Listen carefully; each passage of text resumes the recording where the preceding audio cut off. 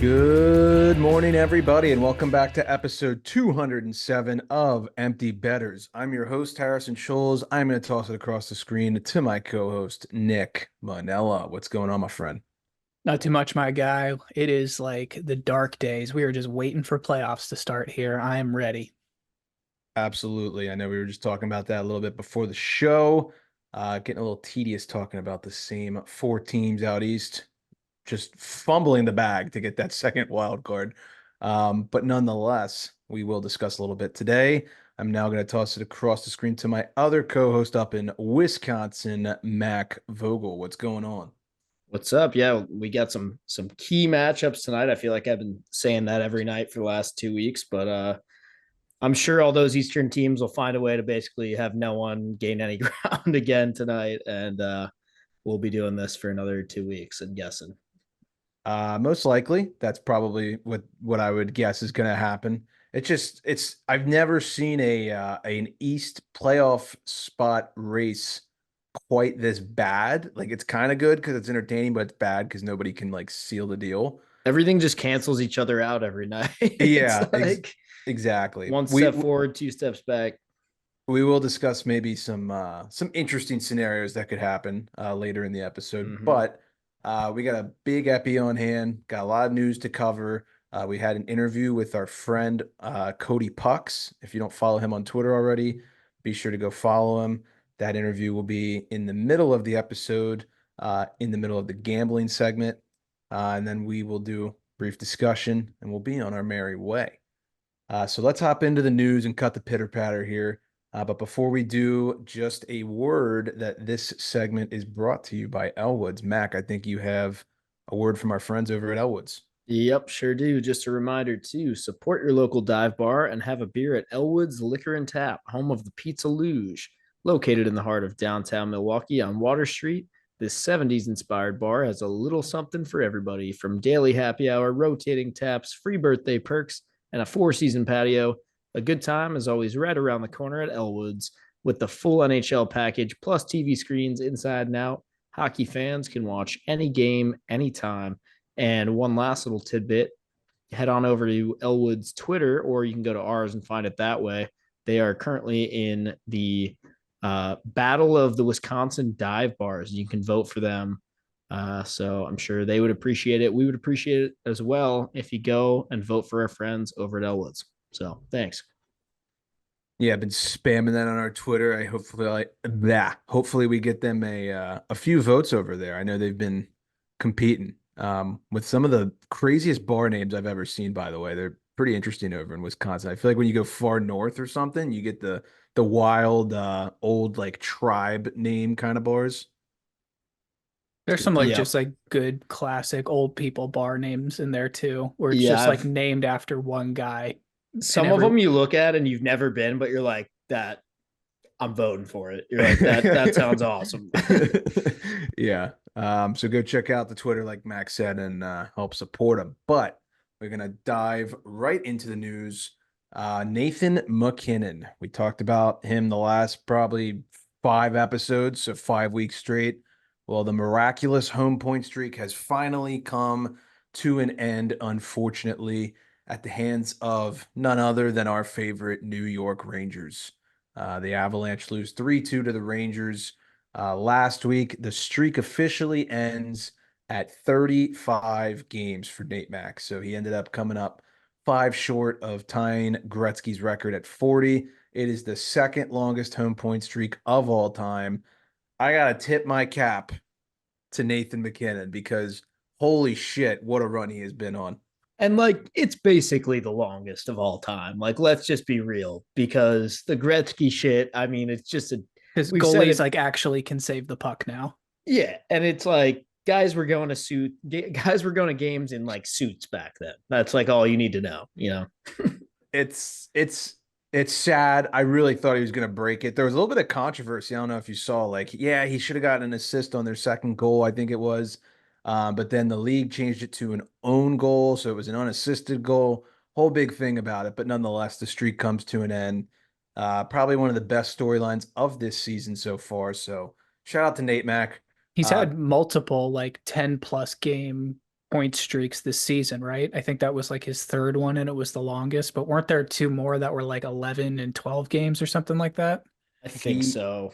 he has had two 19-game point streaks this season, which is Jesus. the most in NHL history, by the way. That's just stupid. So that's pretty crazy. That stat was going all over the place on Twitter. But again, kudos to Nate Mack, hell of a run. Of course, he's got a point in the very next game after, so he'll probably only end up with one game, and it'll be that one where he doesn't get a You point. also know, like, do you know who cared the most about this streak? Nathan Who? McKinnon. So you know he was the most pissed about not like beating Yeah. Gretzky.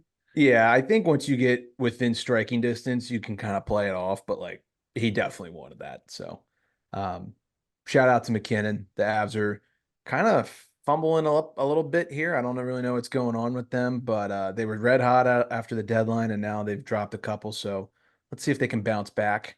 Another point streak that came to an end, the Nashville Predators. Their point streak comes to an end at the hands of the mighty Arizona Coyotes in a 8-4 loss in the desert. 18-game point streak. That is one for the ages. A complete stretch of dominance for Nashville.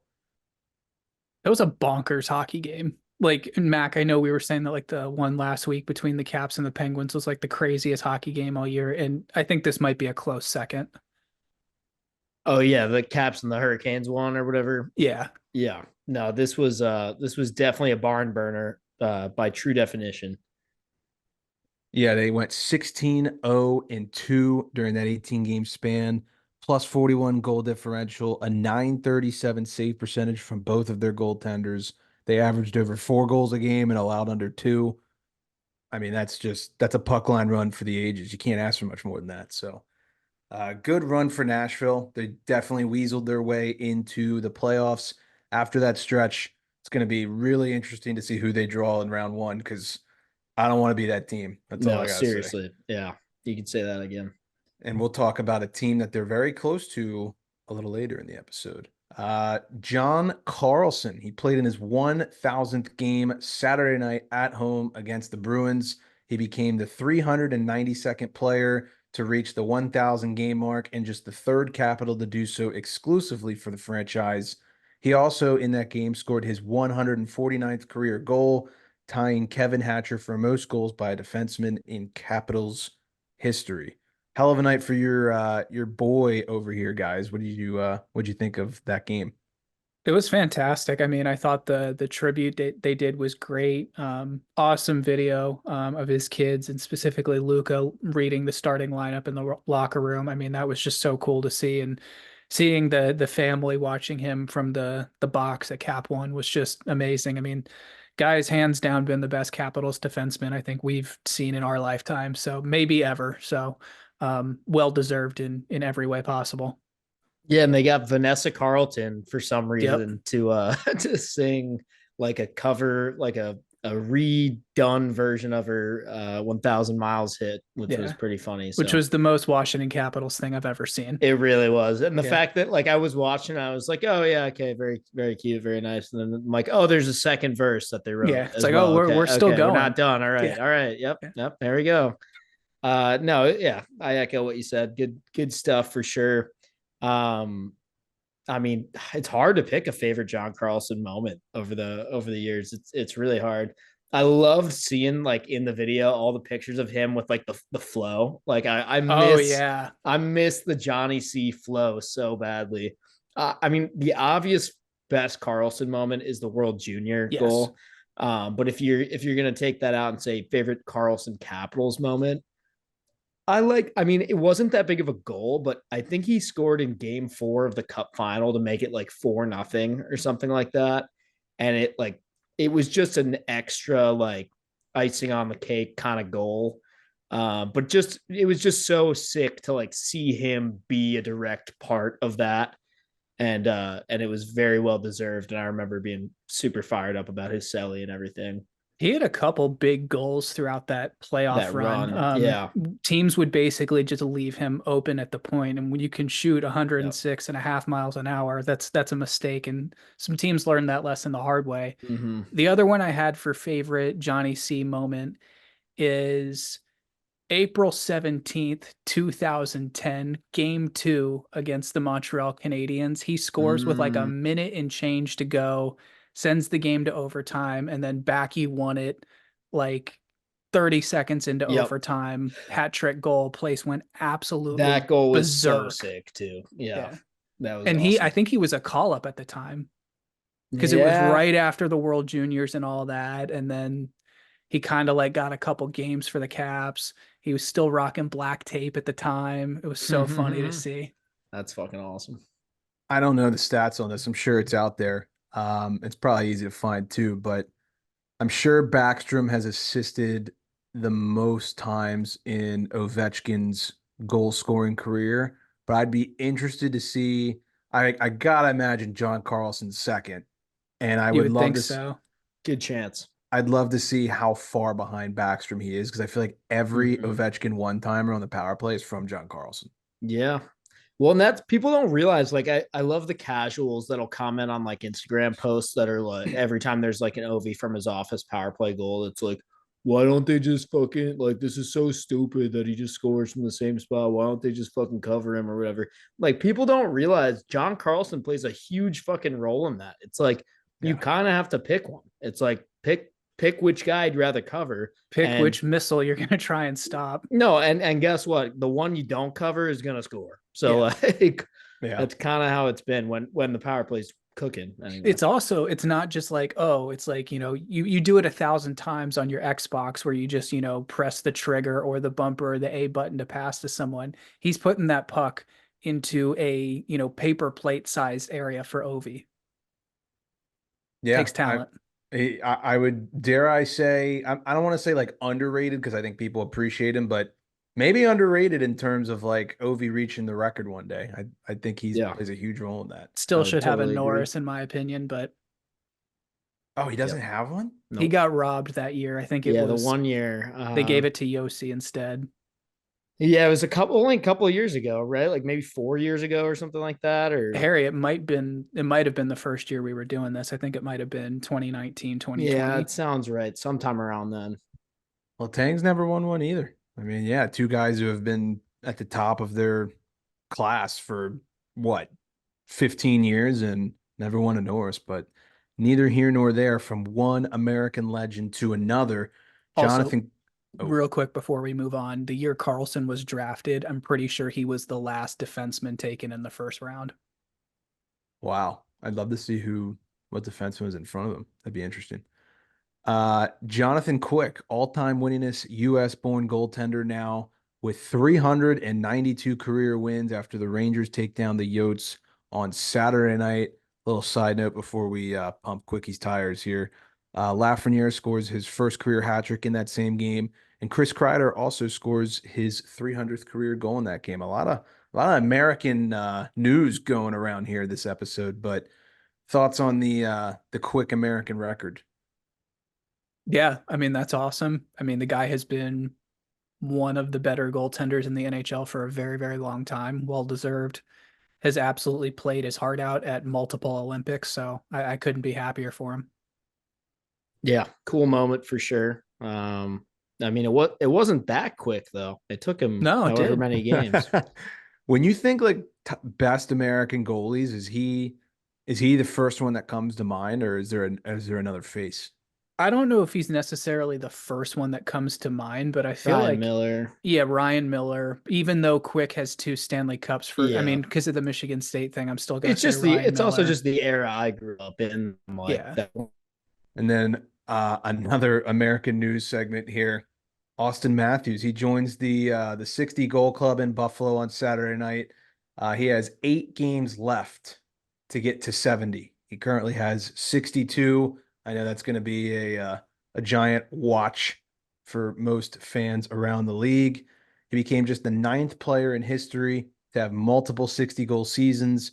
If you're wondering who those other players might be, some guys by the names of Gretzky, Lemieux, Bossy, Esposito, Hall, Iserman, Bure, and Curry. Not bad company to be in. And he I've leads the heard NHL. of them before. They were pretty good at hockey. Yeah, I some would say. I think I've heard that through like, hole in the wall, but he leads the NHL in goals scored for any player drafted 2010 or later. He was drafted in 2016, so he has a 6-year, I guess, wait time amount to make up, and he's still that guy, which is just insane to think about. So shout out to AM34. You think he gets 70, Nick? I don't know. I think I'm gonna cap it at 67 this year, guys. That's respectable. I think that's probably Yeah. realistic. I know I was I'm kind of saying in the like same boat. 75, 76, 77, but I think I'm gonna stay with like I mean, it would be cool if he was one shy of like 70. That would be the greatest goal scoring season in NHL history. So Yeah, it would. That'd be yeah, it'd be the nicest. it would be the nicest. Yeah. Well, there's another guy who's probably going to make some history here quickly after this episode is released. Connor McDavid, 97 assists on the season, the most since Joe Thornton in 05-06. He is only 3 away from becoming the 4th player of all time to hit the century mark, 100 assists. Orr did it, Lemieux did it, and Gretzky did it. Wait for it, 11 times. Jesus Christ. So just some crazy company for McDavid to be in. Just an insane season, incredible season. It's so funny because if you were like, how many times, like if you asked me, like if this was trivia right now, how many times did Wayne Gretzky have, like, how many times did he do that? I would have been like, oh, like 5 or 6. No, he did it twice as many times as that. He did it fucking 11 times. It's absolutely insane. Yeah, that's just stupid. Just yet another like stupid Gretzky number. So I wanted to bring this up because I was looking at this the other day. I'm gonna tweet it out after the episode is out and just kind of see what the public thinks. But all year long and even right now, Quinn Hughes, huge favorite on the sports books to win the Norris Trophy. The day that this is being recorded, he was minus 425 to win, and Cale Makar was only plus 320. They are tied in points amongst defensemen right now.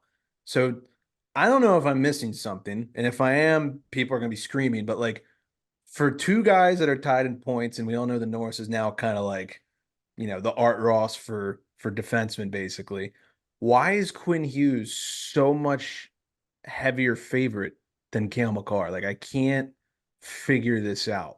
I think it's one of those things too where yes, it's an individual award, but like you can't tell me that like the team you're on doesn't play a little bit of a factor here. Like everyone's going to look at the Canucks and the fact that, look at Hughes's ice time, look at his production and say he is an integral part of that team doing so well. I think that's where it comes from. Yeah, not to say Makar isn't, but it's like if you took Makar out, if you took him away from the Avs and you took Hughes away from the Nucks, which team is going to suffer more? And I think it's for sure the Canucks. Yeah, I agree.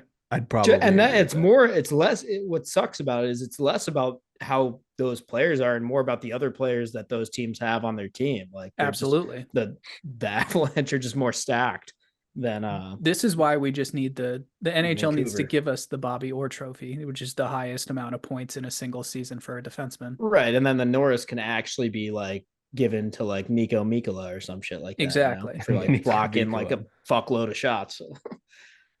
Honestly, and I don't think this is a hot take. I know there's a lot of people who are going to share this opinion. If this was like a true defensive MVP score, being the leading scorer doesn't like matter. I think Roman Yossi's taking this home. I don't see how you can't after. It's hard to argue with that. It's also, I hate to say it because I'm not I'm not a big Drew Doughty guy, but the guy is still lugging the most ice time out of any defenseman in the NHL. That is pretty fucking crazy. Yeah. Wild. Yeah, he's got a lot of miles on that body. But with what Nashville's done, I'd give my vote to Yossi. But I don't know. The sports books say Hughes. I'm so tempted to just dabble Makar. Like, God, if on these last 8 games he goes on some absolute bender and gets like, 10, 12 points, carries the lead, could be worth a look at, folks. Also, while we're on the topic, let me just say if you removed John Carlson from the Capitals, they are losing like 20 more games than they have already lost. Just putting that out there, not saying anything else. And But losing them like 10-1. yeah, I mean the dude logs like a absurd amount of ice time, and also we literally saw what happened last year when his ear exploded, Yes. and you did remove him from the Caps, and we did lose like 20 more games. Yeah, was no, so it's a bad. fair. I'm just throwing that out there. That's all. What is the Norris Trophy? This is what we need the answers to. Right. Existential questions unanswered. Mr. Thomas Hurdle, the big man in Vegas, the newly acquired man in Vegas. He is now in a regular practice jersey. I am being, well, I shouldn't say I'm being told. I'm not being told by jack shit, but I'm seeing on Twitter is really what I'm trying to say. He will probably be back before our next recording. Just another weapon. Convenient. How freaking convenient is that? Convenient. It's awfully convenient, guys. Mm-hmm. So Vegas is getting another weapon added in there. I don't know. You know what sucks? You know what sucks for Vancouver? They're gonna end up getting Vegas round one. Probably.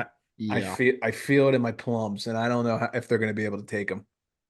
Who was it that tweeted out like the edited cover of the Berenstain Bears book, and it was like the Berenstain Bears circumnavigate the LTIRs or something for like cap space. Oh yeah. Oh no, it was fucking Franklin. It was That's like right. It was Franklin that Franklin did the it. turtle or whatever. Yeah, Franklin goes on LTIR or some shit. It's so good. Nick, you might be a little more well versed on this storyline than I am, so I'm gonna let you read this one. Yeah, so some great news for people wanting some expansion hockey teams in Canada because you're losing two ECHL teams basically. So the Newfoundland Growlers and the Trois-Rivières Lions are basically toast at this point. And in fact, we had an update on this at about like 5-10 minutes ago. I think the Growlers just announced their toast. So both of those teams are folding. These are the ECHL affiliates for the Leafs and the Habs. So I think the rule is here that any player that's under AHL/NHL contract basically can't play anywhere else in the coast and their season is over. So what sucks about this is they're losing these teams due to the owning like body of the sport or the company or whatever it is. I think it's Deacon Sports and Entertainment. So they're nearing bankruptcy and they owe the city like 600 grand. So I think the coast gave that ownership group like until today to sell the teams, and obviously that just wasn't going to happen. So now the league owns Damn. both teams. And so both teams are folding unless they can beat the Flint Tropics in an all tournament Exactly. in an all team tournament Yeah. and delay the merger. Yeah. And then they just get to go to the NHL. That's Exactly. how that works. So, Yeah. The poor players. Yeah, that's who you feel for yeah, the that most does here. suck. And if you have a franchise like that just happens to be like in your community, I'm sure that's a fun thing to have, and sucks to have that taken away.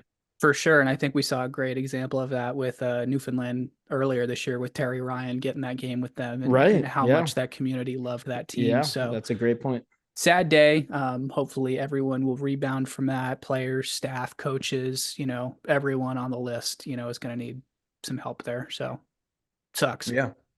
Yeah, shitty situation all around, and great point with the Terry Ryan thing. I actually had forgot about that, but that kind of makes this sting even more because from seeing the crowd at that game that like it's there, right? But yeah, players lose their job immediately. It's like they got to pack up, move. Maybe they don't even pack up. Maybe they don't even move. Like it's crazy, So, that's a really shitty situation. But we are going to move on to the gambling portion of the episode and also our interview with CodyPucks. Before we get to our interview with CodyPucks, this is a reminder that the gambling segment is brought to you by Prop Tracker. Prop Tracker is your home for player prop research and finding outlier bets for NHL, NBA, NFL, and more. Once you find a bet you like, start tracking it to get notified on its progress like shots, rebounds, or receptions.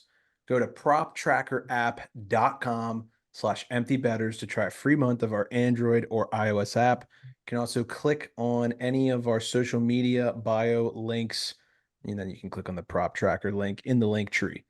All right, without further ado, we're going to toss it off to CodyPucks right now.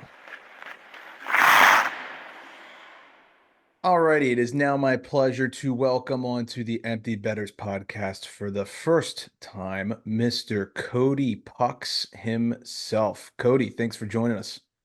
Thanks, guys. Thanks for having me. Excited to talk some puck. Absolutely. So look a little different than your usual attire, if you will. Usually we got a little bit of a warrior bucket and some sunglasses going, but it's good to see the shining face here in the flesh. So first off, I know we kind of just got to know each other a tiny bit before we recorded, but why don't you tell us like how you got into hockey, like who you're a fan of, just so people can kind of get a background for you. All right. So I am unfortunately an Ottawa Senators fan. Uh, the story's kind of funny how I became a Senators fan. I just would play Sega Genesis against my dad when I was younger. And I don't know if the Senators were just kind of a middle of the road team, and I guess I just liked their logo. And the rest is history. I was always the Senators, and then kind of out of college, I got back into hockey. I mean, at nights, you go out to the bars, you come home, and you throw on some Chell, and you just play online with your buddies. I would do that a lot, and yeah, like I said, out of college, I started following a little more closely, and then obviously now we have gambling, so we're all in. Yeah, well, you've kind of made a nice little name for yourself here in the gambling community. I think you've been doing pretty good this year. I always look forward to seeing your picks, and I know that you've become pretty close with a friend of ours, Mr. Ice Elio. So you've been on his show a couple times, and you even got to go out to IceCon, and that looked like an absolute time. Do you want to tell some of the listeners about what that experience was like? Yeah, I mean, you guys got to come next year. It is something else. It was everything I could imagine. It was funny. Like my mom, my girlfriend, they're like, "What? You're going to Arizona to who you staying with? Like it's like I don't really know. I mean, just like I know him as Still Will and Max Air Jordan, and then Jay, obviously from the Czech, but we got a nice little house together, and I mean, it was rowdy. I mean, Still Will picked me up from the airport with his aunt, and he didn't recognize who I was because I didn't have the bucket on. It's such like a guy's trip mentality. It's like, mom and girlfriend, concerned friends and family. Like, who are you staying with? Who do you know there? It's like, I don't know. I'll find a roof. I'll find a patch of dirt to sleep on and watch some hockey. That's right. That's right. And even my buddies, like I wanted one of my buddies, I stay in Cincinnati. I wanted one of them to kind of come with me, and they were kind of hesitant, like, I mean, I'm not really sure. But we ended up getting an Airbnb together. Obviously got to meet the legend Jay from the Czech, which was awesome. Uh yeah, we just chilled on Friday. On Saturday, there was that event that was at the Barstool thing where we were we were watching with Mr. Ice while they watched March Madness, which was absolutely electric. And then on Sunday, we went to the DraftKings Sportsbook before. It all just went by so fast. Like it Yeah. just like at the bar or at the DraftKings Sportsbook. Like I mean, I don't even remember who I talked to. Like I was just everybody coming up to you, and then Biz walks in with the Coyotes hat on or whatever that thing is. It's like, oh, Biz, what's up? And Yeah, you're um, starstruck. yeah, a little bit. And then like obviously you don't want to act like a big old fanboy to him, so Yeah. you kind of gotta lay in the weeds and then hop in whenever you're needed. But unfortunately, we didn't get the over in that game, even though it was. I mean, the night before it was 6, but we needed 7 in that game. Yeah. Yeah. What did you sit in the same section as like Elio and all those guys? Because the arena's pretty small and there was just one section of all white t-shirts and then the rest of the arena. Like, did you get to sit with them or were you in somewhere else? Yeah, no, I like I said, it went by so fast, and I ended up on the second bus, and I was actually like right across from Wit. on the second wow. bus. And by the way, he's got Zalatoris to win the Masters, if anyone wants to know. Interested. Way to leak But that. yeah. But yeah, I walked in and then like we just got to the section and then all of a sudden I just found myself like sitting right above Dave and Ice, and then, you know, 2 seats over it's Merles and Wit, and then, you know, 2 seats to the left of me it's Biz, and then Heat Daddy was there too with Oh, Schmaltz. hell yeah. That's Yeah. awesome. I talked to them for a little bit, and it honestly was just like it. You go there on Friday and you start hanging out with the boys, and you know how that goes. Like it's just like it goes by so fast, and it's just like a different world. And then Monday you find yourself. I took a 6 a.m. flight back home on Monday, and boy, that flight, I was a zombie on that flight, and and it almost takes like a couple days to recover. Like you just don't even want to like open your app to look at hockey or anything. But it is definitely an experience, and I would highly recommend it. What were I'm curious, like what were some of the random fans at the game? Like what was it like interacting with them if you did it all? Like were people confused as to what the hell was going on, or what everybody was all there for? So it I bet. I don't know. It's like I said, it's just like your section and you're just so dialed in and just hoping for goals. It's just like it's like you're on your couch, just like sitting there, you know, you're on an ice pick and you're hoping for, you know, say he picks like a 10-30 game and it's like 1 a.m. and you need one more goal and you're just sitting there grinding. That's kind of how it was at the stadium. Besides, I guess the big old reactions from the crowd. But everybody had to know. I mean, the players had to know, I would think. I thought of that too. I was like, this has Yeah. got to be such a weird like sensation because it's what I mean. Obviously, the players they know gambling is becoming more and more of a thing on any given night. You know, they're on the hook for somebody winning or losing a bunch of money. But like, it's got to be a weird thing to be like warming up and you see all these people like dressed white and there's probably signs and stuff. Or and you know they went on the broadcast and stuff too. So it's like it was a Yeah. real official thing. And I do wonder like what some of the players might have thought, like, holy shit, these people really need us to score some goals. And then you wonder about like Vegas. Like, does Vegas like do they know that Right. Yeah. there's only money on the over? You know, I Yeah. mean, I'm not Yeah. saying anything, but Yeah. it has to go into their decision. You know. Yeah, yeah, no, for sure. Well, it looked like a hell of a time. I saw you got you were in one of Dave's tweets, which is always kind of like a nice little thing that you get to pat yourself on the back for. But I want to talk a little bit of pucks with you. I know you've been having a pretty solid year this year so far. What goes into like your methodology when you're making picks? Because I know you and I just kind of said this before we started recording, but you're not like a guy who's only betting overs or you're only betting, money lines. Like you kind of have a good mixture, and I like your player prop picks. So why don't you tell the listeners what goes into those?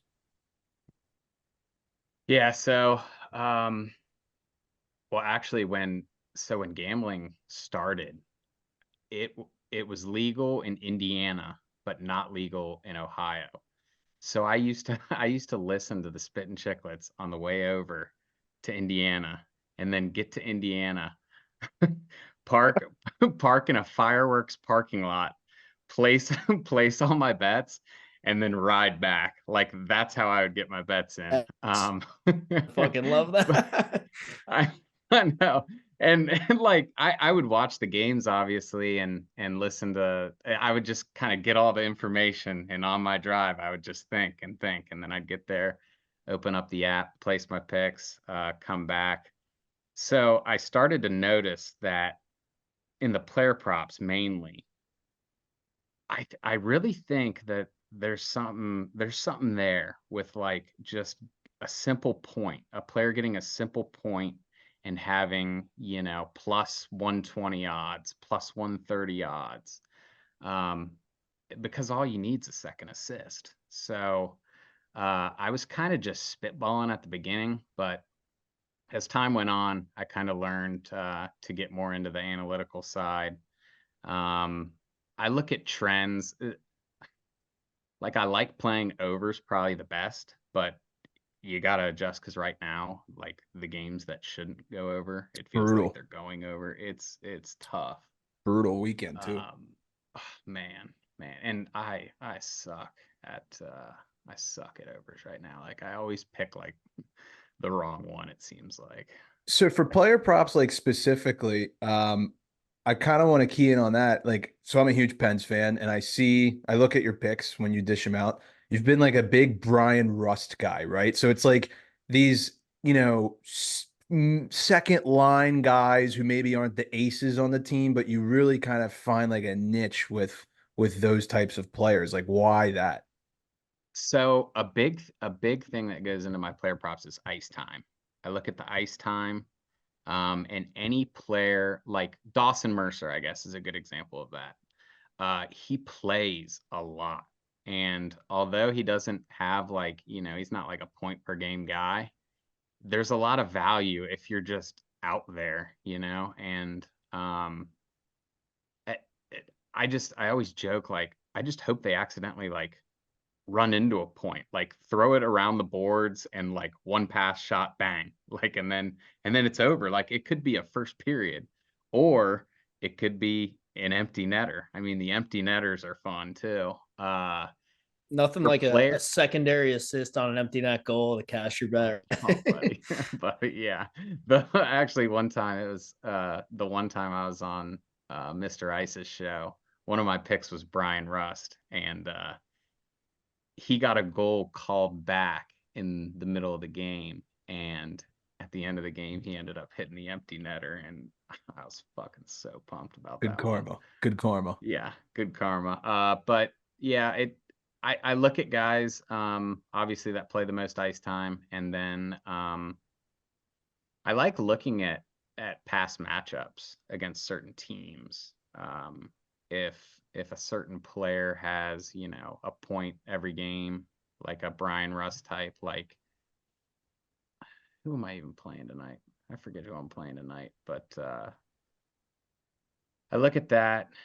I look at ice time, and if it's a if it's a good player, like a Kucherov, like I think Elias Pettersson, he Mhm. he's kind of been a little quiet lately. If it's a point per game guy and they haven't done something for a while, I say they're due. So I kind of hit them when they're playing a weaker opponent. I don't really like them tonight against Vegas, but Yeah. if he was playing like a Chicago, like a San Jose, like a Montreal, I'll hop on that because those guys for over a point and a half, they're like plus 150. So Yeah. Yeah, it's true. Unless you're McDavid and it's just like they outprice you outrageously now. I don't know if you like saw who did they play the other day? Did they play Columbus maybe? I can't remember. And I think he was like minus 190 to get 2 points. And I was like, that is ridiculous. stupid. I don't even why that's craziness. Another thing too is I don't there's all these guys that put out picks, or these accounts that put out picks, and I like to limit myself to like minus 140 is kind of the highest of anything I'll put out, Yeah. because I feel like that's fair. And I mean anybody can put out minus 200 whatever and go 4-1, but Yeah. I don't know. I feel like that's fair. You got any futures, any Stanley Cup futures, any action on that? Uh, yeah, I got so before the season had to put one on my Sens. Yikes. Um, Burn that one. yeah, burn that one. I had one on the Wild.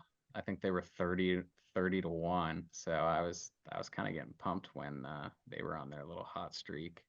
And Yeah. then I have in Edmonton 11 to 1 and a Toronto 12 to 1. The Edmonton one. I That know, could I know. that The could be Edmonton something. one's hot. I don't know what they are now, but I'd imagine it's I don't know, maybe 8 to 1 or something. So that 11 to 1 Edmonton one is it's what I'm hoping for. Well, before we kind of close things down here, we've been asking everybody, so we'll ask you too. And you don't have to have your financial investments sway you on this one, but honest opinion, who do you think is going to be in the Stanley Cup and who's your winner? Um, okay, so Toronto's my winner. Oh God. Toronto's my winner. Yeah. It I Because no you have the explanation future? really. No, not because I have the future. Well, a little because I have the future, but a little just because I want them to just do it for once. And I know that I'm kind of an underdog guy. I'm an Yeah, underdog guy. I love the underdog story, so I want them to get it done. And they had a good showing against Florida last night. So, they did. They um, did. They've been playing well as of late, and I feel like if there's one team in the East that nobody's talked about going all the way, surprisingly, it probably is the Toronto Maple Leafs. Like they're probably that team that where no one thinks they have a chance. right, right. But I'll take them. I won't take them beating Edmonton. I will take them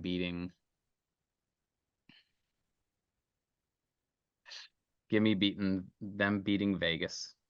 Toronto beating Vegas in the finals.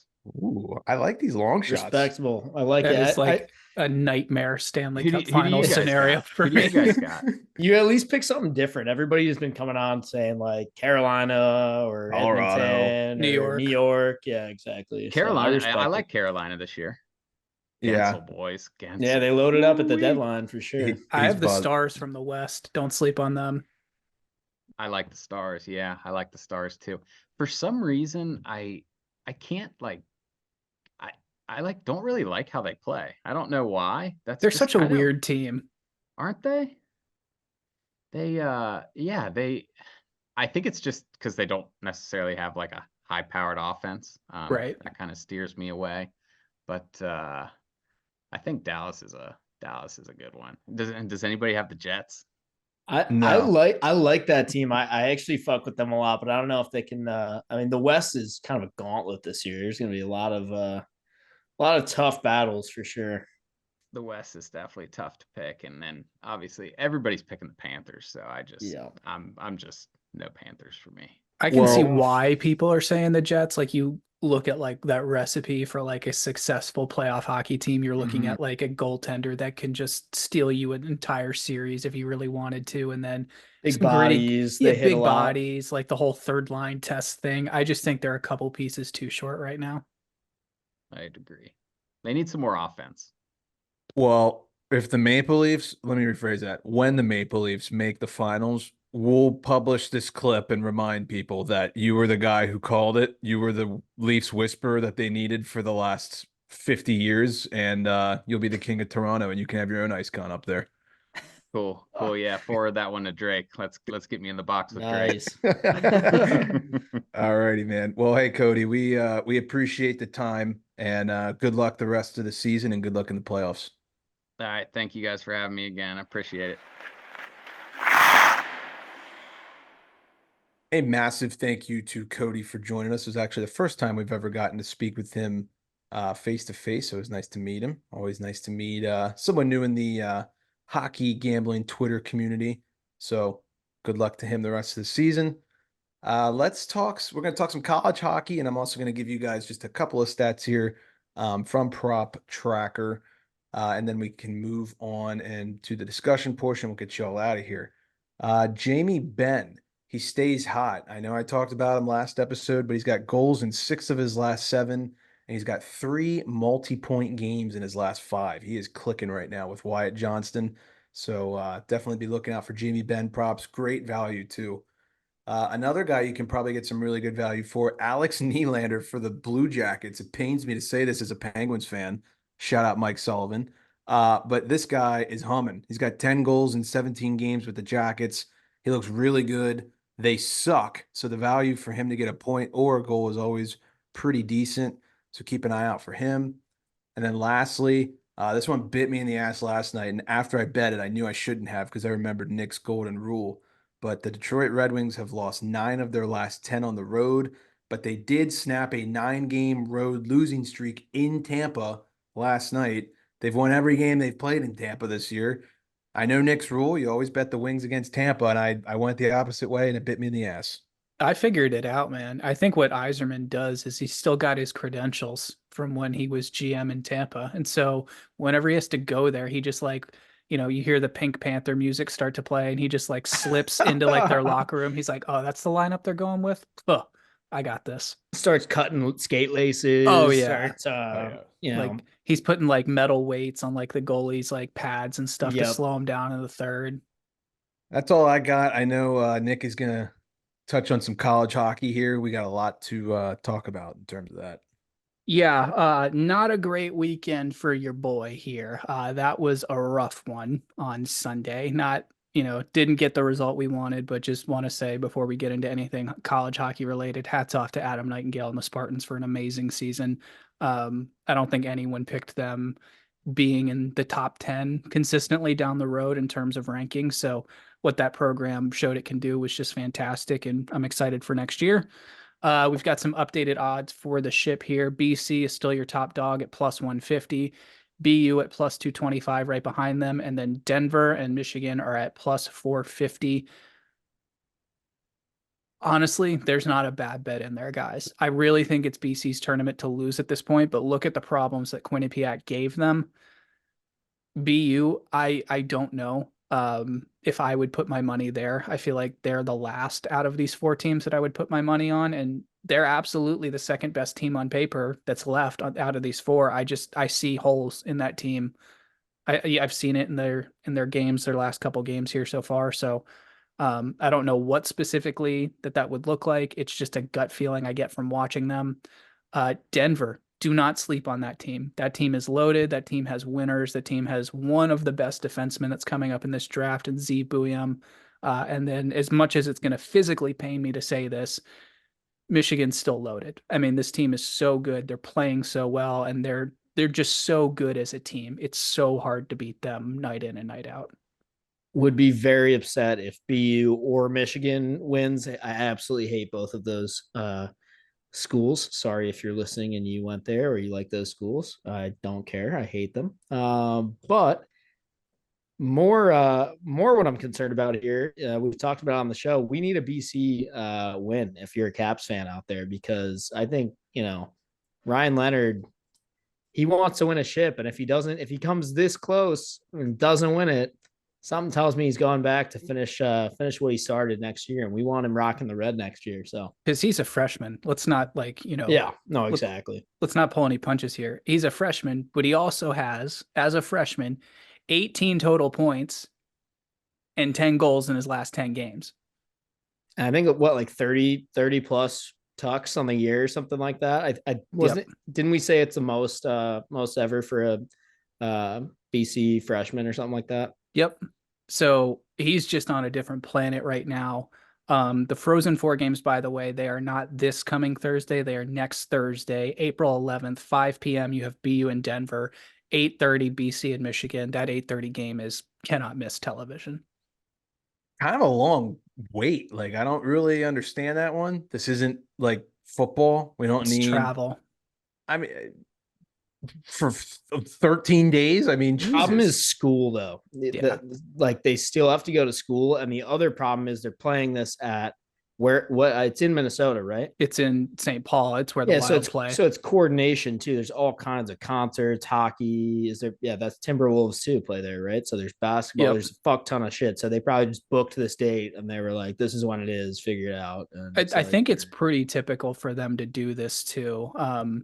Their travel budgets being, college compared to pros are a little bit different too. I don't know, obviously, the ins and outs of it, but I'm sure it gives them time to go practice back at their facility, and then they don't have to maybe use, that team's facility or something. I don't know. If anyone has the answer to that, please explain it to me, because logistics are not our strong suit. But yeah, I think that you might be onto something there. That makes sense. It definitely, it's not like basketball where you can just, get off the court, next team goes on, so maybe it takes a little bit of preparation there too. Maybe they want to get the ice all pretty, put the logo down at center. I don't know. I'll hear the logistics when I'm not buying the school excuse. Not at all. Not with Yeah. these guys. D1 athletes that you could It's argue. not that they care. It's that the school needs to make it look like they're not just blatantly ignoring Right. the like class schedule. That's all. They do it with every sport, but yeah, I no, mean, I Well, hear the you. ones that make the most money. Right. Well, Yeah. I was about to say, could you name me 4 college hockey teams that make more money than these 4? Because they're North probably, Dakota. yeah, maybe. I mean, yeah, but these 4, like UMass, maybe? Nah, probably not because it's too Probably small of a not. school. Yeah. these 4 schools is a dream scenario for the Gophers? NCAA. The Gophers for Gophers sure. got to be up there. Maybe Major Wumbo. state school. Maybe Wumbo. Maybe. And Because the women's especially the there is, women's yeah. program is a big one. Yeah. Ohio State's probably creeping up on you, but not even Yeah. close to Yeah. mattering. No. No, these 4 schools, I mean, Yeah. this is a Yep. dream come true for No, the you're NCAA. right. You're right. Yeah. I will say from what I watched, I got tortured by the stomach virus over the weekend. So I was glued to my couch watching college hockey. I kind of like Porcelain couch, right? yes, of course I catch. I kind of like Denver plus 450. They've shown me something. That triple overtime game, that was tough. I don't know their goalie's name. I can't remember it. But when he like basically pulled his groin and just said, "Fuck it, I'm staying in the game," and then Stood on his head. they pulled out that win. Like that's gutsy, man. I like that Denver team a lot. I like the way they play. Um, I don't know. It's been a hell of a tournament so far. I'm a little sad North Dakota got out because Blake's kid is unbelievable, and I enjoyed watching him play. But obviously they're out now, so I don't know. I think for your a bang for your buck, I kind of like Denver there. But BC versus BU is obviously what everybody wants.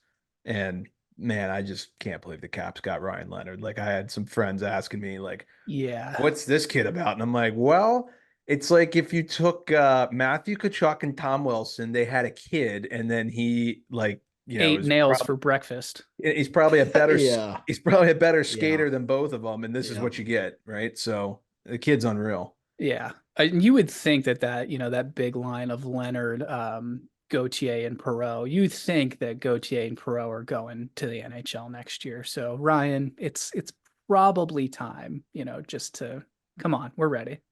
Fuck it. Win the ship and sign the next day with us for playoffs. Let's do it. Twist my arm. We need you now. Yeah, Third really. line, Lapierre, Leonard, McMichael. What's the kid from I think it's Quinnipiac, Colin Graff? Is that who he plays for? Yeah. I've been seeing a lot online about teams reaching out to him. I think he's like available to be signed like now that the season's over. I saw the Pens were in on it. I Yep. saw the Bruins were in on it. So that could make a difference for some teams down the stretch. And then lastly, just college hockey related, but I saw this came over today. Jimmy Snuggerud announced that he will be returning to Minnesota for his junior year season and not joining the St. Louis Blues next year. That's So big, guys. big. This is a guy that's already won the World Juniors and has been to it twice. This is a guy that's been to an NCAA championship, losing to Quinnipiac in overtime. So this is a guy who's saying, I want to win a ship. I'm pretty sure he's a third generation Gopher. Like, I respect it. Yeah, there's a ton of pride with these college players, and that's exactly what I'm worried about with Ryan Leonard. That's why I want them to fucking win it this year. Yeah. So, yeah. All right, we are going to move into the discussion portion of the episode, and then we will wrap up here. But before we do, just a reminder, the discussion portion is brought to you by Kane Footwear. Nick, I think you have a word from our friends over at Kane. That's right. I know Ryan Leonard's going to put it all on the line to win the ship, so he's probably going to be pretty banged up before he joins the Caps. Not a problem, though, because we will get him some Kane Revives. So before we move on, let's take a second for some rest and recovery from Kane Footwear. The Kane Revive is made with bounce-back foam created from Brazilian sugarcane, a renewable resource. Sugarcane helps reduce greenhouse gases by capturing CO2 as it grows. Kane's unique bounce-back foam provides the ideal balance of cushioning and support to help the body renew. Hit the link in our bio today to get a pair of the most comfortable shoes you will ever own. I can't. I just saw Mac sideways with his shirt over his nose. I'm just like trying this. to do it like during parts I know we're not going to clip so that I It's a can hell of a like, sight that I just save saw. myself. You want to explain to the Is it listeners still what's that going on? bad?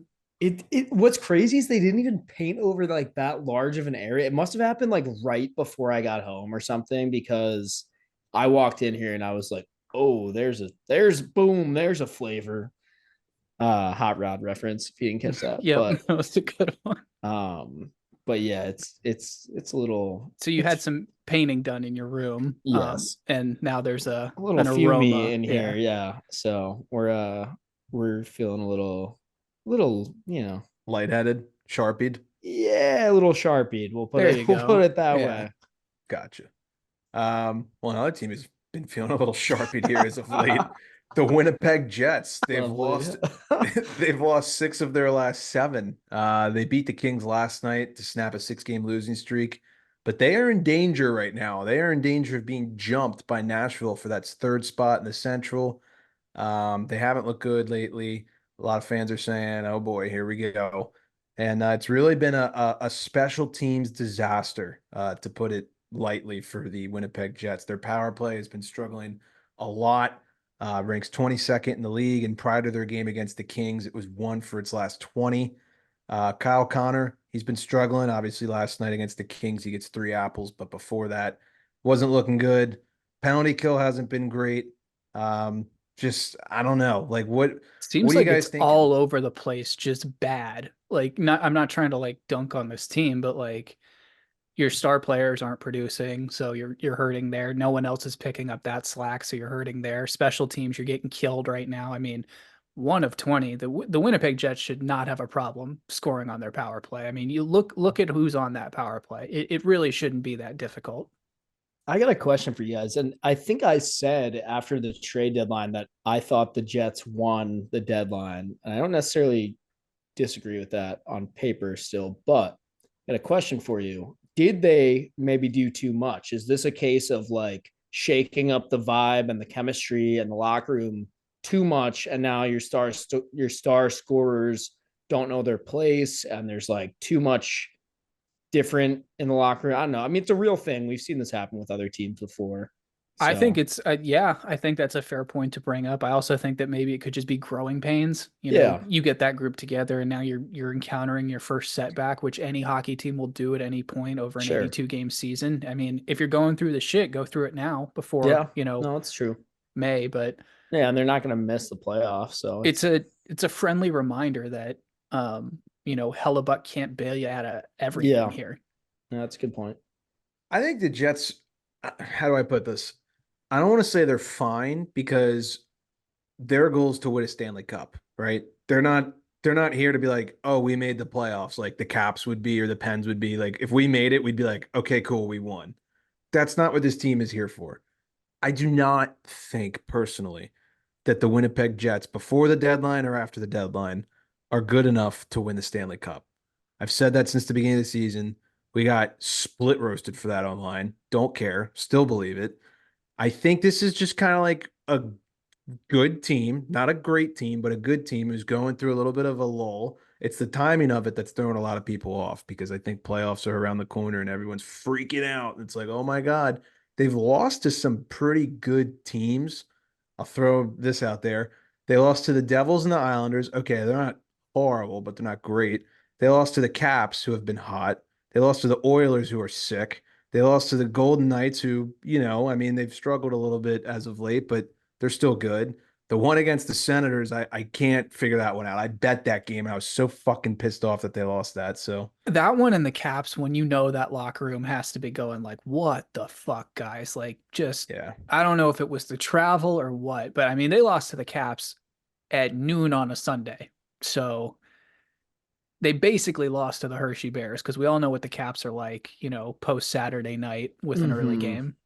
Yeah, I don't know. I kind of disagree with you, Harry. I actually do think this team could win the Stanley Cup, but okay. there's a lot. It depends on matchups, obviously, but I don't know. They need to turn this around and get a little hot. I know there's not that many games left to get hot, but they gotta like however many they've got left. What is it? Probably 8 or so. They need to win like 5 7 of out of 8 10 or or something yeah, like that. something like that down the stretch here for sure to get a little the mojo back in the room. But on paper, I think they've got the pieces. They could do it. I respectfully disagree, and that's fine. I think they're a good team. I'm not taking anything away from them. Like they're a solid team. They deserve to be top 3 in the division. Like I'm not saying this is a fluke or anything like that. I just don't see a world where they're going to beat Colorado in 7. I really So don't. I mean, Harry, that's you're fair saying too. first Yeah. round exit? Well, it depends where they land. Like Max said, I mean, if they get hopped, I hate this. They might be better off getting jumped by Nashville because if they get jumped by Nashville, Give they're gonna me that playoff series, please. what? Winnipeg, Nashville would just be like a street fight. Well, that's I don't think they could though. they can't Right, they yeah. can't in the first round. Well, But but so if what? Nash Then Winnipeg would get Vancouver. Is that what you're saying? Or yes, which I think would work I way think they could better in beat their favor. Vancouver. I Yeah. definitely think they could beat Vancouver. The way it's shaping up, they're gonna get Colorado or Vancouver. Not saying they will before any Canucks fans freak the fuck out, but it's possible. I think they're better off letting Nashville jump them and be like, all right, fine, Yeah. we'll play Vancouver. Fuck it. Maybe. I don't want to play McKinnon right now. Jesus. Yeah, I wouldn't either. But I mean, sounds like Mac, you're not too worried. And like I said, I'm not really worried about them. I just think this is kind of what they are in some way. I still think they need a couple pieces. Future's bright if you look at their pipeline. Future's Well, and definitely they just bright got those there. massive deals for what Shifley and Hellebuck was it at the beginning Yeah. of the season. So I mean, they're set for a while. Yeah. It's not. Well, I mean, Yeah, yes, it's provided gonna. they're set in Winnipeg. Well, yeah, true. But yes, it's like gonna be a win or like the mentality is win or bust. But like in reality, the window is still gonna be open for a bit. Yeah.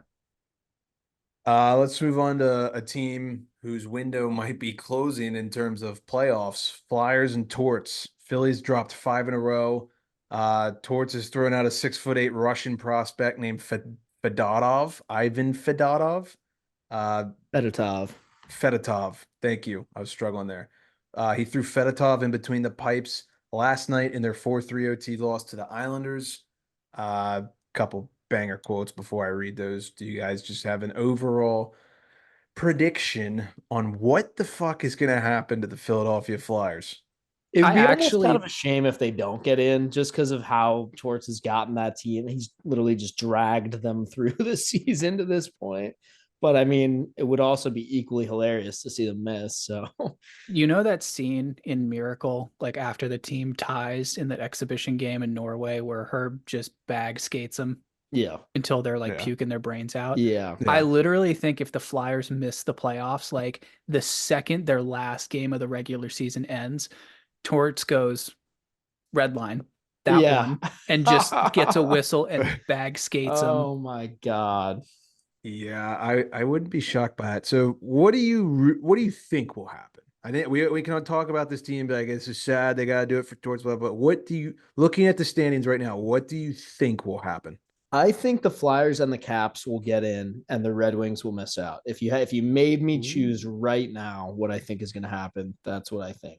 I agree. I think he's gonna. I mean, these quotes that you're gonna read here shortly are pretty on the nose. I mean, I don't know how that doesn't light a fire in the locker room, but I'll tell you what, if the Flyers do miss, they have no one to blame other than themselves. Oh, yeah. Every other team in the race right now is making it very doable for them. But like Right. losing to the Hawks 5-1, are you fucking kidding me? Yeah. Like That's brutal. I'm not a Also- Flyers fan. I'm rooting for them to lose, Yeah. but like, come on. That's brutal. Yeah. Also, before you read those quotes, just want to say if you follow Heat Daddy on Twitter, go look at the absolute manifesto that this guy wrote of like it's like literally a whole like script of a scene of like what if Torts was trying to order a pumpkin spice latte out of season at a Starbucks, and it is like it's ridiculous. Like it's so good that like I think a TV show like official should consider signing Heat Daddy on as like a writer or something because Oh my God. it was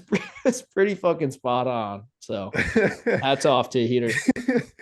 How do you like think of that? Like whenever I read some of his stuff, I'm like, how do you? Did you read it? No, I didn't. Okay, I I'll send it didn't. to you guys after. It's good. Okay. It's gonna take you like it's not a quick read and it's a tweet. That's fine. That's fine. The power of premium, but yeah, I'm definitely gonna read that for Heater. I just want to I'll kind of shorten this up, but following the game, Torts stated that he was impressed by Fedotov's play despite the loss. Quote, I put him in a hell of a spot, and he's the only goddamn player that played in the second period, which I just thought was incredible. And then Torts expanded on his displeasure with the rest of the team by repeatedly calling their performance soft. I'm going to have to read this without laughing. And he said, quote, there are certain people, they don't have a clue how to play or just don't have it in them to play in these types of situations. This is why I'm glad we're playing them. We have to figure things out as far as what we're going to become as a team here.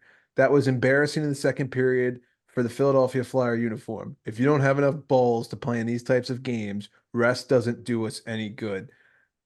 This man's a national treasure. We just need to say that right now. It's just, I don't know what about this I find so funny. Um, it's just like interviewing like a high school football coach with like his son on the team. He does not care. He's just going to tell you how it is, like it is.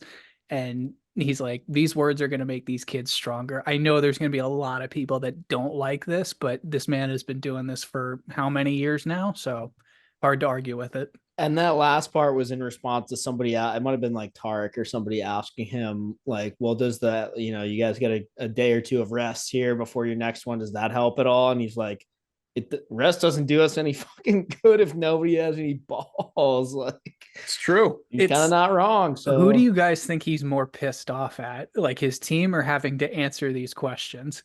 Because I honestly couldn't tell. Yeah, That's a great question. Good question. That's a very good question. Sometimes I feel like it's answering the questions. But man, Probably. he is just a treat for media. So anyways, we're gonna move on to little recap of the Minnesota Vegas game on Saturday. A lot of storylines coming out of this one. A couple ejections, a suspension, and a controversial goalie pool. Ryan Hartman suspended. He launched his stick onto the ice in, I guess you would say, because he didn't agree with something the referee said or called, and he launched it onto the ice, quote unquote, in the direction of the referee. And then the league Little came javelin toss, it was literally a javelin toss. Shot put. Yes, that's a good way to put it. And then the league came out today and said that he has been given a 3-game suspension. If you haven't seen the video, I would encourage you to go watch it because it's kind of hard to explain. He literally javelin throws a stick on the ice. What do you guys think of this? 3 games. I mean, look, is this a total like youth hockey move to like throw a tantrum and throw your stick on the ice at the ref? Yes. Does it deserve some like extracurricular punishment? Probably. But the main thing that everyone is commenting on, which I can't help but agree with, is that it's so fucked when you look at like other things that have gotten like 1 or 2 game suspensions this year. And this guy just tosses a piece of equipment on the ice and he's got 3.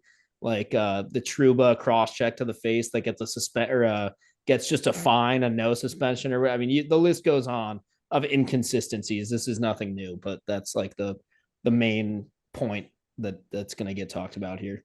For sure. And I totally am in agreement with that point. I think probably where the NHL is coming from here is the fact that he was on the bench. Like, we know you can't interfere with the play in any way, shape, or form when you're on the bench. We've seen coaches get tossed for it. We've seen players get tossed for it. But to your point, Mac, this is usually something you see in like a grainy video from like the coast or from like Live Barn or whatever. Or like the, I don't know, BCJHL or something. So it's just always hysterical. And the best part to me about this is that he was like already kicked out of the game, going down the tunnel, and then decided to come back just to throw his stick. He also almost hit his own teammate. That was the more dangerous part of it. I don't quote me on this. I think I heard this on Chicklets today via RA, and I'm gonna botch it probably, but this is like his 7th or 9th time getting fined in the last 18 months or something crazy. Dang. All right. So maybe they're just like, hey, buddy, enough. I think it might have been a little bit of that because I know they were also saying that he had been tossed for, mouthing off to the official or something. So I think this might be a little bit of a reality check. That's maybe where you're seeing the 3 games come from. Right. Maybe it's 1 if it's someone else, but if you type in Ryan Hartman fined on Twitter, there are a lot of instances. I forgot he flicked off Evander Kane. I forgot he slew-footed Colton Ross. I forgot that there's 30 different instances here where I'm like, okay, it makes sense that he. All right, so he deserves it. Fuck it then. Little repeat offender. Jack Eichel ejection assessed a 5-minute major in game misconduct for spearing Kirill Kaprizov basically in the ribs. Did you? I So know you guys saw the video. big stick game, this one. Yeah, this was. I was a little surprised they suspended him because it wasn't like blatantly. Well, I shouldn't say that. It was blatantly Well, they obvious when you didn't see the suspend him, replay. but they ejected him. Or that's what I meant. I'm Yeah. sorry. I was a little surprised by that. Not saying they shouldn't have, but I was a little surprised. Eichel was definitely surprised. You could see him on the box. Like He was. he was Jaw in dropped. disbelief. Yeah. I don't think he meant to do this. It looked yeah. bad, Mhm. but It did look like just a drive-by of sorts, but definitely. I mean, you gotta be fucking careful. We've said it a bunch on the show this year, but like accident or not, you're in charge of making sure your stick doesn't hit people in the face, spear them in the nuts or the ribs or whatever. It's like that's an extension of you while you're holding it during the game. So Yeah, I don't know if he meant. I think he like finished it off. Like I guess he kind of like pushed at the end, and that's kind of what got the ref's attention. But yeah, it kind of looked a little innocent at first, but I don't know. If you guys watch the video, let us know your thoughts. And then accidentally on purpose. yes, exactly. And then and then lastly, Minnesota once again pulls the goalie in overtime with no pending penalty like they did probably a month ago when they had that epic win and everybody was blowing them over making that decision. They make that decision in this game, and with a minute 30 left in OT, Vegas ended up scoring on the empty netter and winning the game. Kind of a interesting thing here. I mean, what do you think, Nick? So it basically, I mean, they're doing this to desperately try and get into a playoff spot. They lose the point here, and pretty much, if you do the math, it all but kills them. I mean, they're not officially eliminated, but when you start to look at their hill they would have to climb, and basically they would need all the teams above them to just stop winning hockey games for the rest of the year. I just don't think it's going to happen. but to be fair, I mean, the 1 point, even if they got that, Right. it probably still doesn't really help them very much. And also, like, I see this more of like when you're losing a game, you're gonna fucking lose because you're losing like 4-1, but you pull your goalie anyway Right. because you don't want the GM to think that you have given up on the game. Yes. I think it's kind of one of those things, especially a newer coach. He's trying to show the GM he gives a fuck. He's like, look, I haven't given up on the playoff push yet. I'm still doing the math on if we can get 2 points here and they can get one, yada, yada, yada. It's one of those things to me where it's like kind of for show, but if it works out, it's like, oh, sick. Look how smart that was. It didn't work out. They're fucked. They were fucked anyway. Yeah. Sugar, we're going down swinging, baby. It kind of begs the question I saw online: why not just do it in regulation at that point? Because they're chasing Vegas, so like, why even let that's Vegas actually a get the great point? That's a fantastic point. I agree. Yeah, if you're chasing the team, why not just then you do it and they're not getting the point if you score, right? Correct. Exactly. Yeah. Exactly. No, that's genius. I saw that online. Thought that was interesting, but it's a double-edged sword, that rule where you lose the point. Mhm. Like, you're either gonna live by it, you're gonna be a hero coach, or you're gonna be the laughing stock and the guy that gets blamed for it. And he got to do both in 1 month. There you go. All evens out, which is exactly how I would expect the Minnesota Wild to be, just completely flat and boring. No purgatory team. Yep. Purgatory team year in and year out. But that just about wraps up this epi, fellas. I know we're working late here, and it's been a hell of a week too. So thanks for bearing with us. You guys got any final notes? I'm gonna stop sniffing paint fumes. So yeah, I feel bad for Mac here. He looks like he's fading quickly. So yeah, Nick, you good? All good. Alrighty, everybody. We appreciate the love and support as always. Thanks to Cody once again for joining us. Make sure you go follow him on Twitter. And without further ado, class dismissed.